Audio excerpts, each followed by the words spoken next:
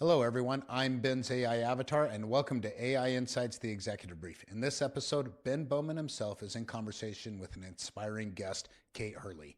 Kate is an innovator with a fascinating journey through the world of technology, from her early days as a self-proclaimed bookworm with a love for literature to becoming a dynamic force in tech and founder of Sage Inc. We like to say we're the non-MSP. We help small and mid-sized businesses with all of their technology. Everything from we're the person you call when you break a thing and we help you fix it, to cybersecurity and regulatory. And then once we've got everything sorted out foundationally, we put the magic in place and we help you go fast with automation and AI. Kate's journey has been anything but conventional. She started out with a deep passion for learning and storytelling, which evolved into a drive to make technology accessible and empowering for small businesses. She's a blend of tech savvy strategist and natural educator. Yes, I feel like we've already had this conversation. Every time a new leap forward comes, it's going to make us stupid, Yeah, right? The Windows revolution was going to make us all idiots because we didn't have to learn how to code anymore. And right. right?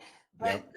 that's not what happens. And maybe it frees up some brain cells so we can learn a new thing. I was talking with learned this new term, neurospicy Mm-hmm. individuals who are just different thinkers. And I loved that they said that this idea of ideating with AI was actually making them go faster. Mm-hmm. You're finding that too. Bridging the gap between complex technology and the people it serves. Let's get started.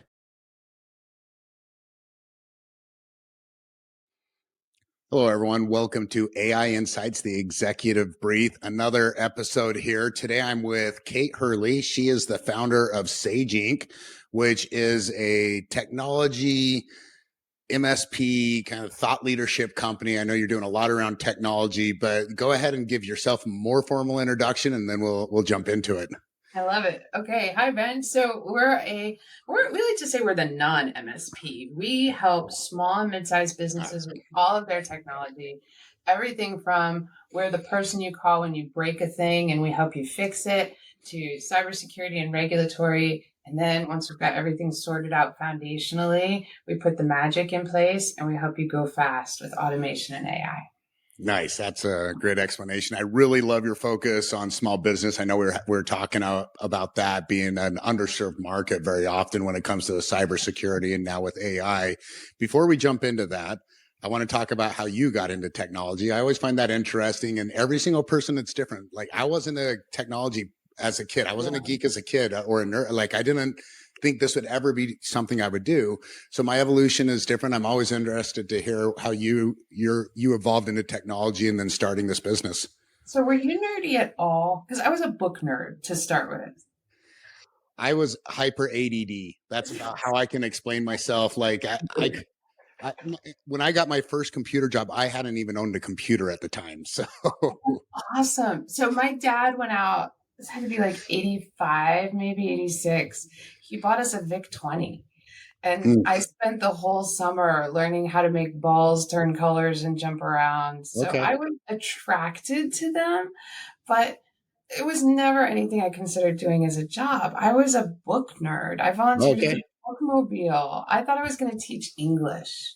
Like, okay. went through the whole college career thinking I was going to be an English teacher.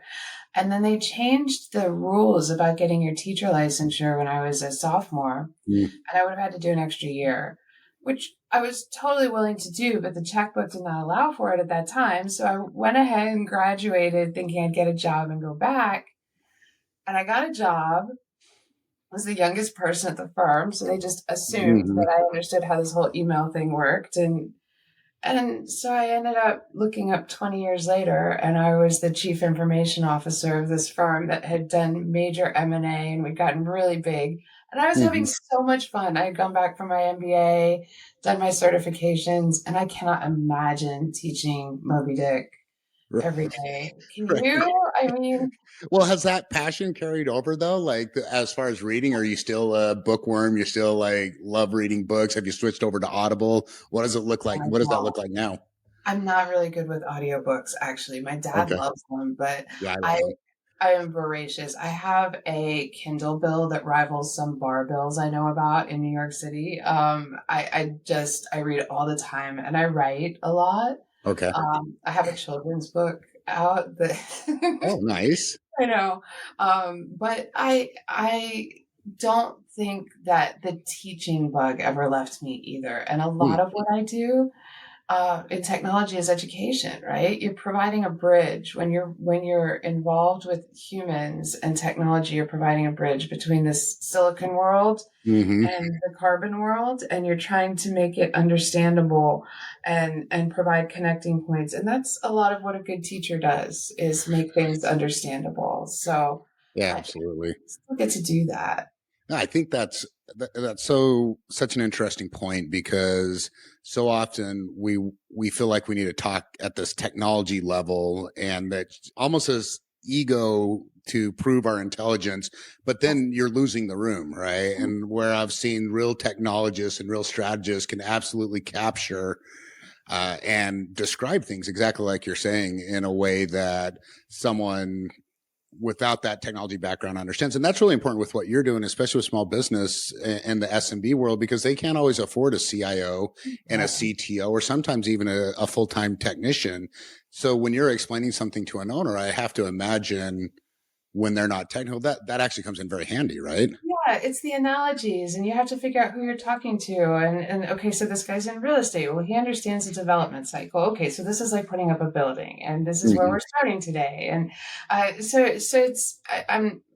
It sounds a little patronizing when I break it down this way, but it's not. It's about something we talk about in AI, right? Learning a Yep. new language and learning how to talk to the computer in the way that the computer understands. Hmm. This is the same thing. It's learning how to talk to this human in the way that this human understands, and making something that's very complex and very nuanced understandable in a frame that this human being can grasp easily. That's all it is. Yeah, absolutely. I love the AI comparison. And I read this study and they were talking about how programmers of our traditional programming sense are kind of struggling with the language models a little bit, and that they're finding that people who understand language and almost like this EQ, this shift to EQ, not over IQ, IQ is still important, but maybe equal to EQ or IQ is important. But I think, I don't know, the way I compare it is looking at a calculator, right? And I know a calculator, I can use one, but a mathematician can really manipulate a calculator, knows all the weird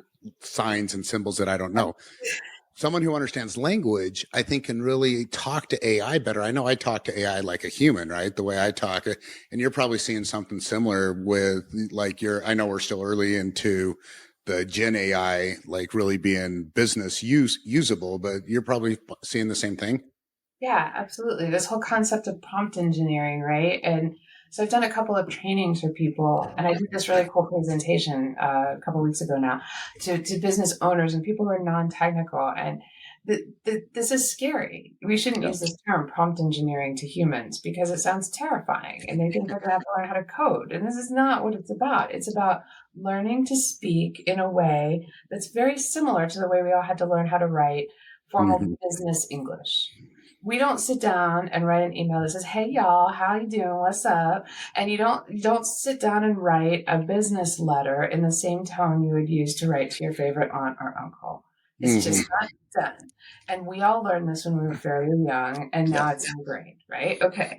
This is the same concept. It's not scary. We just need to teach people in a way that it takes the threat down, and so they can say, "Oh, I know this. It's an analogy situation."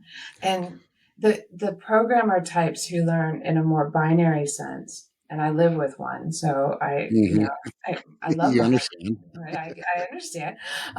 It's different. That brain works a little differently, and so they get it on a whole level that I can't really Yeah. appreciate. He's just in and done, and Hmm. he's gone somewhere entirely different.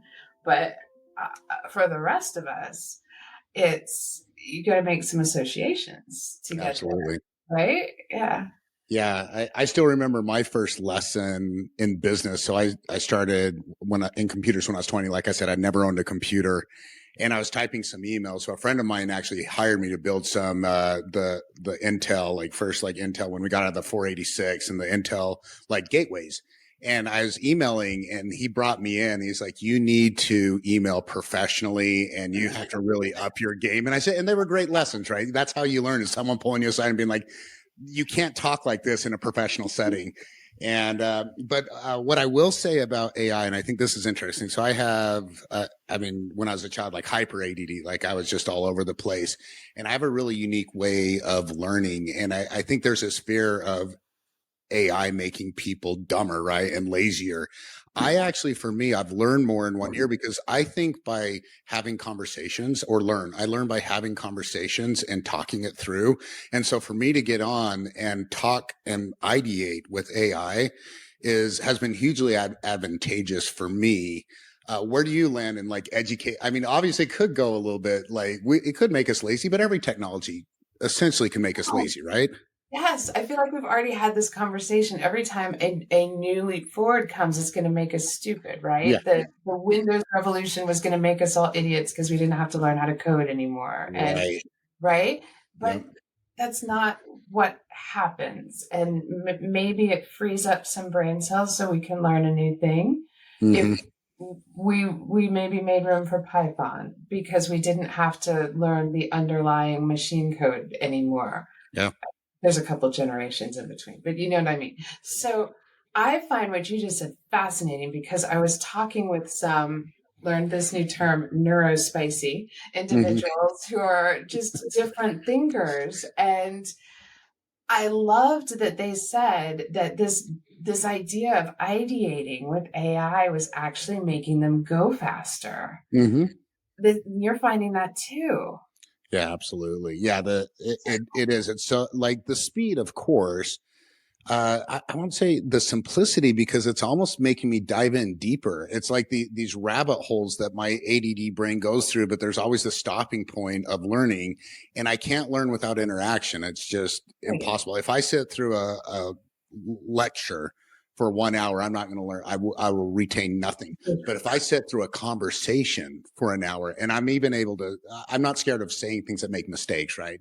I Right. have to frame it. And I've been told often, like, you're wrong. That's not what I mean. It's like, okay, but that's how I learn. So yeah, I find that exact thing with AI. It's been very, and I think the neurodiversion, I like neurospicy. I think that's good. But with neurodiversity and I think we're seeing that a lot more in the workplace.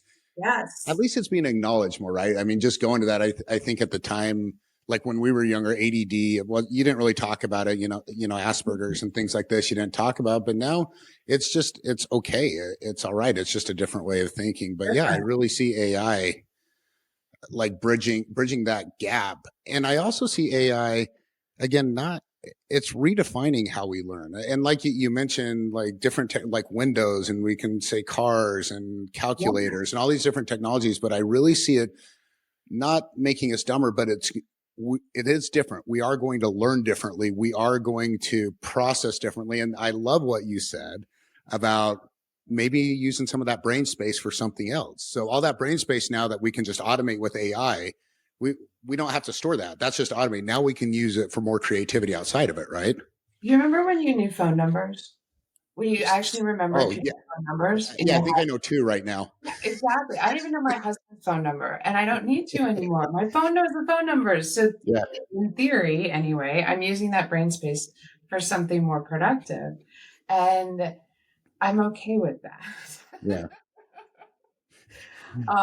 I think for me, I am weirdly non-visual as a learner. So Mm, everything that I can absorb via text is preferable to me. I think this goes way back to being a book nerd. mm, So for me, being able to type with an AI is huge. yeah. And I haven't shared this with anybody yet. I Hmm. just got my meta glasses. I'm still Well, like, okay. I know. So I'm still playing with them. I haven't debuted them You got to anywhere. let me know how those are. They're very exciting so far. Yeah. But I'm wondering if that's going to enable me to do more with the audio because of Hmm. the way they work. So hopefully that'll help me activate that part of my brain a little bit better. Yeah, absolutely. It's exciting. I think it's exciting because there used to be the one way of learning. Yeah. It was shoved down our throat. It's how we had to learn. I always use an example. So I scored a 16 on my ACT back Oh, in high school, which is basically failing, right? You couldn't even get into yeah. college at the time. And because of that, I couldn't play soccer, which was a sport I was playing.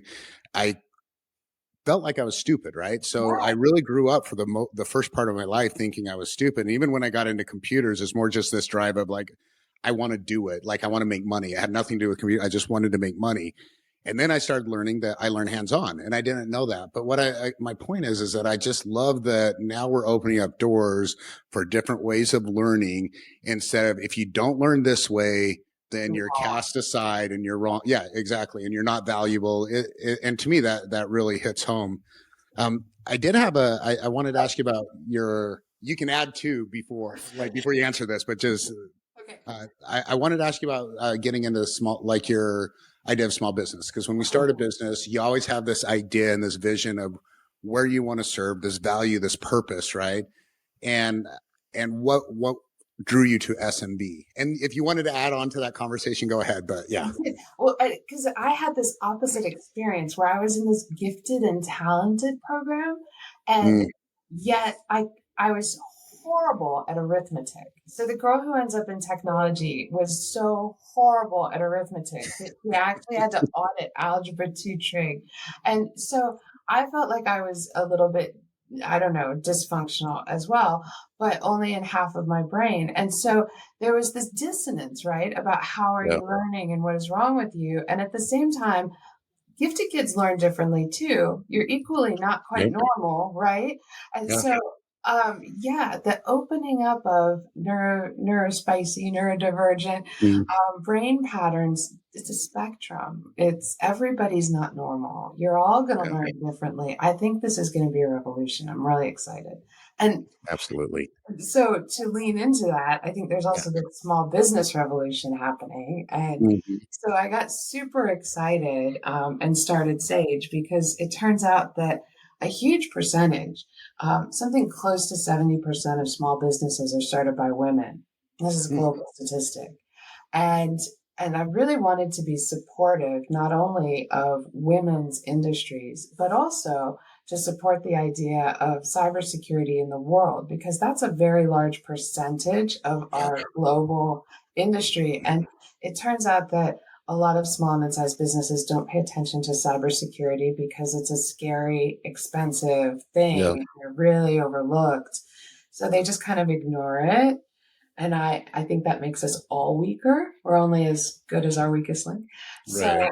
I said, I can be out here supporting a group of people that I really feel the need to support. I can do something that's good for the world, and it's something that I'm kind of good at, and have an amazing team to support. So that's what we did. That's what Sage does.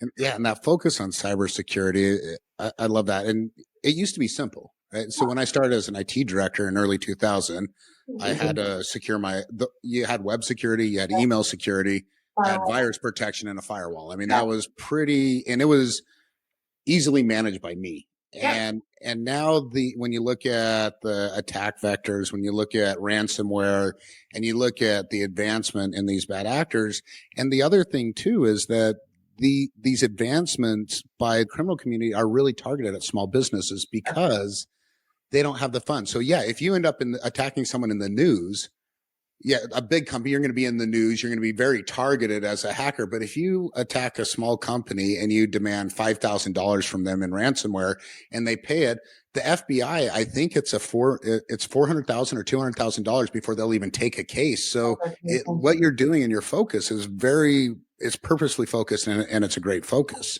Well, thank you. We enjoy working with the people we work with too, because it resonates and it makes a difference for folks.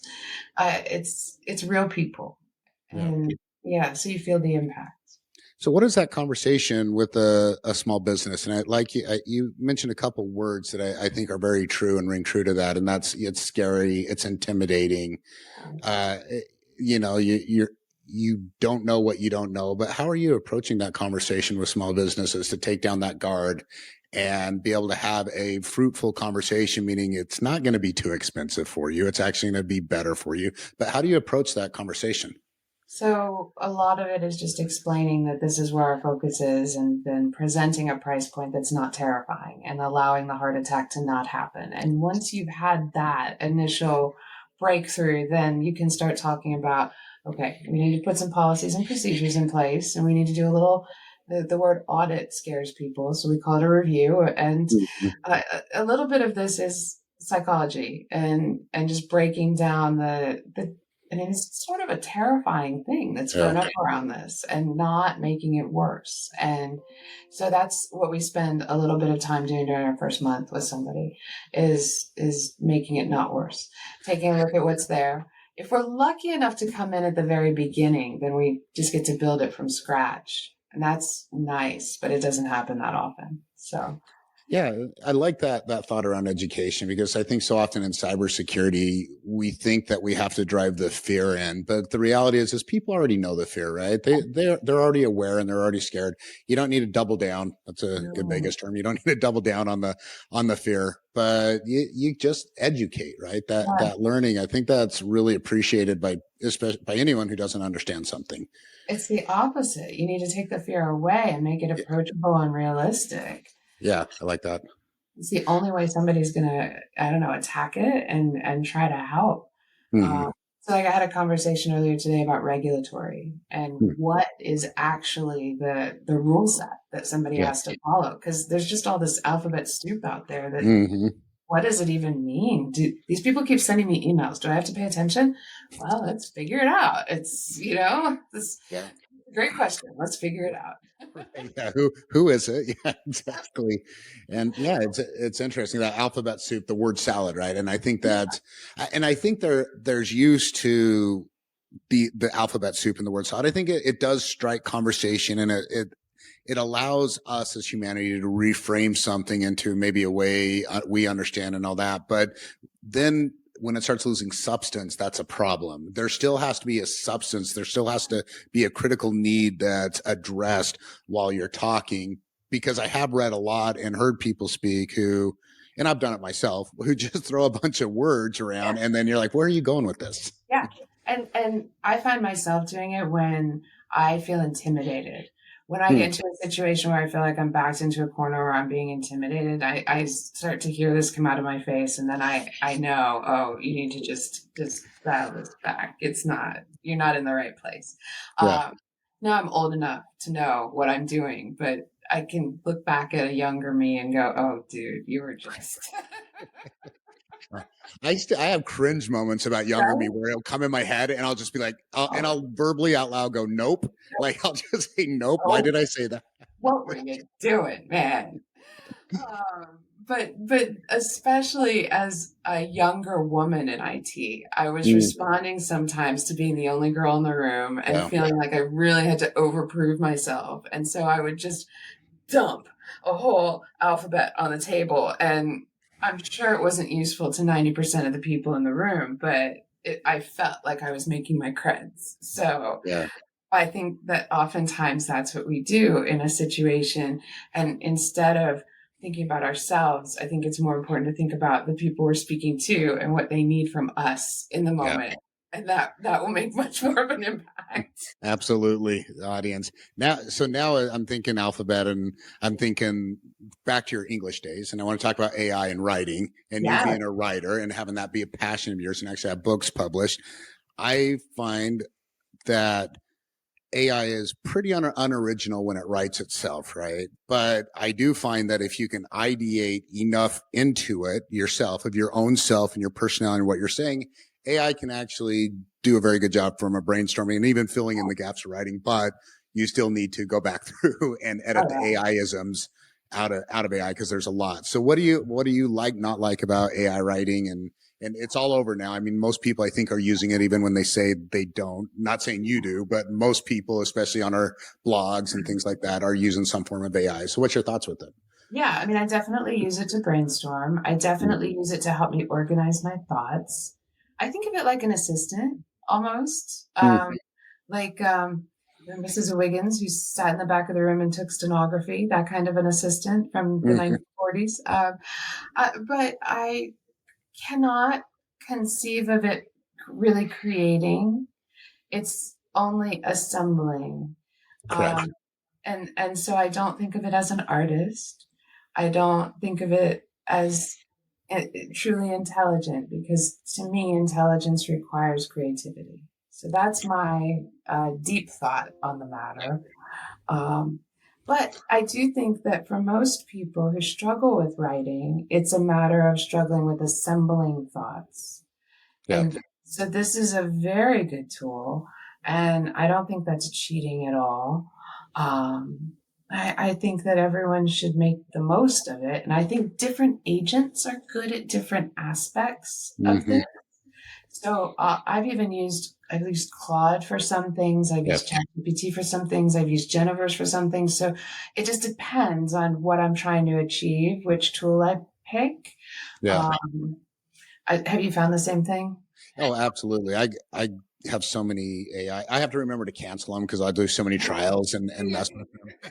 And then I'll circle back. But yes, I do find that Claude gives me a better human voice Yeah. and can talk more like me. I find that GPT can write more technically and do more technical. I thought GPT would be better at coding, but I actually found Claude was better at coding, funny Okay. enough.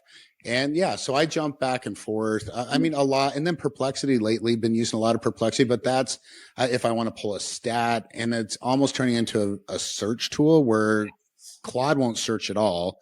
GPT has very limited kind of search capabilities with it. So Perplexity's been another interesting one. Now, another thought with what you were saying is I was reading a kind of highlight, didn't read the whole paper, but it was a paper basically about multimodal AI, right? And it was talking about AI starting to be able to take two different papers and then formulate a conclusion that wasn't given to them. Because, like you said, right now, it only restructures thoughts that it already knows. And so it's starting to be able to, or at least the theories are to start having it come up with its own thoughts. Now, to me, that is also exciting because now we might have inventions or ideas that are going to come out that are beyond human thinking, that That's or different than human, not beyond, but different than human thinking. So okay. it is interesting. But yeah, sorry, going back to that. But yeah, the writing. Yeah, I think it's a good tool. But if you write an email, and in your role, my role, we get quite a few emails. I myself have to email out people sometimes cold with my business. But if you're writing AI, you can see it, and Oh, it's painful to read because it does like keep your personality and who you are in it and your authenticity, right? especially when for what we do, personality is pretty apparent, and Yeah. I mean, you can't outsource your human side. It's not going to work for a long time. I don't care how good it gets at lateral thinking. It's not going to be able to substitute for a human's personality. Yeah. Well, I heard this thought. I want to get your take on it. It's actually from LinkedIn. We met on LinkedIn, right? That's Yeah. how I do a lot of outreach with LinkedIn, both for my show and for my business. And this LinkedIn influencer, I call them influencers, right?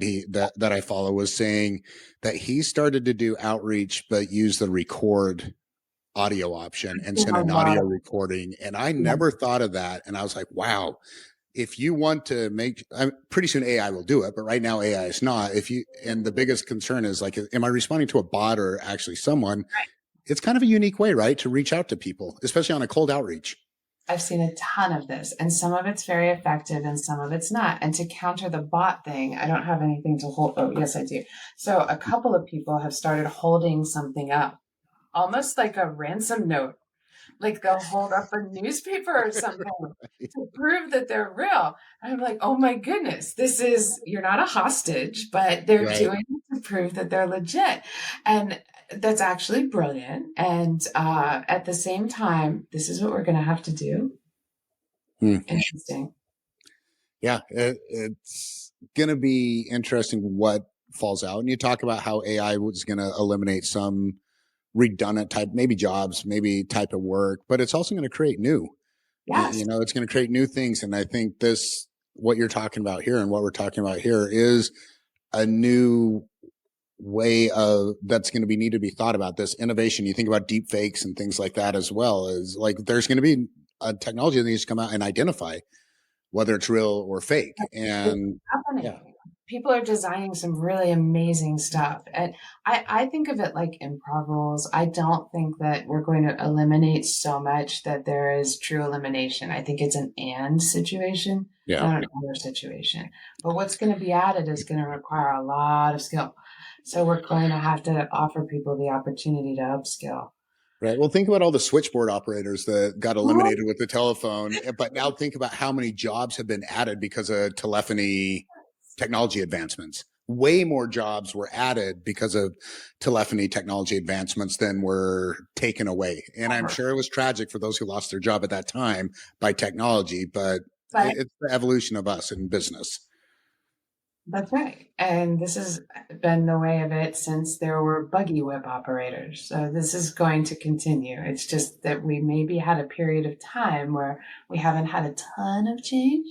Mm-hmm. And this is going to be a lot of change all at once.